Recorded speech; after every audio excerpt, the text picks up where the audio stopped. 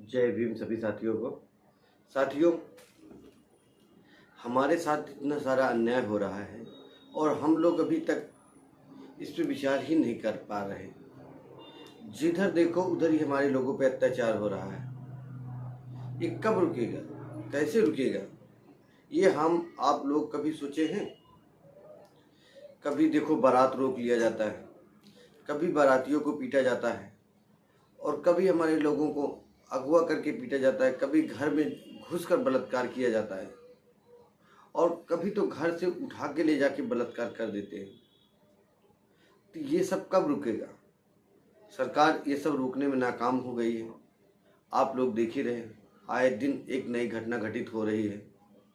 तो साथियों, हमें अभी समझने की ज़रूरत है। अभी हमारे समाज को संगठित होने की ज़रूरत है। बाबा साहब ने जो 3 मंत्र दिए हैं अपने को कि शिक्षित बनो, संगठित रहो और संघर्ष करो। तो ये तीनों तो हम लोग कर ही नहीं रहे हैं। हम महापुरुषों की जयंतियाँ तो बड़े धूमधाम से मनाते हैं, लेकिन क्या हम उनके विचारों पे चल पाते हैं? या उनके विचारों को चलने की कोशिश करते हैं? या लोगों को इनके विचारों को प्रचार प्रसार करते हैं? नहीं करते हैं। सिर्फ करते हैं तो उनका नाम लेते हैं, उनकी जयंतियाँ मनाते हैं, उसके बाद भूल जाते हैं। तो साथियों, ऐसा नहीं है। अगर हमारे समाज में हो रहे अत्याचार, अन्याय को, जुल्म को रोकना है तो सबसे पहले हमें संगठित होना होगा। शिक्षित होना बड़ी बात नहीं है।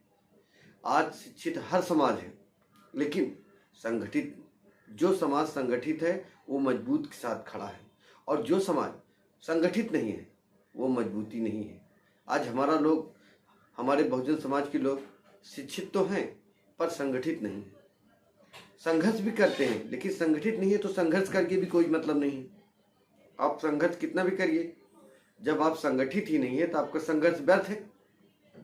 साथियों, इस बात को हमें पहचानना है, इस बात को हमें जानना है।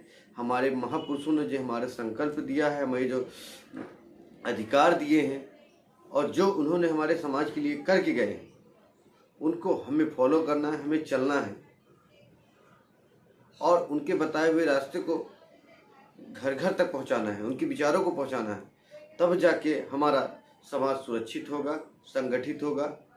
तब जाके हम किसी भी अन्याय के खिलाफ लड़ेंगे तो हमारी आवाज़ बुलंद होगी, हमारी जीत होगी।